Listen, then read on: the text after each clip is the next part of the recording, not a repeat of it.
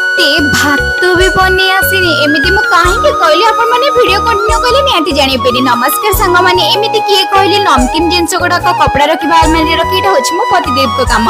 एठी देखंतु आमे केरला नमकीन आनिछु गोटे मेला को जाइतिलु सेटे मो एटा अधिक भाजी जाइति सेति पय एटा टिके रेड पड़ी जाइछि। आ एटा देखंतु एटा टिके ठीक अछि जोटा अधिक भाजी देइथिली सेटा टिके पितालिया लागुतला बाद बाकी सब भल थिला। मु एमिति काहेकि कहतली मु एटे पखाळ भात बनौछि आ सेतिरे जुआण बनौछि आंबुल देके जुआण बनौछि। मु घरे पचारि के बुझिलेनी तथापि मते पखाळ भात बने आसुनी जुआण देकी केमिति कोन हे कि पानीटा स्मेल हे जाउछि आ पखाळ भात गुडा नष्ट हे जाउछि।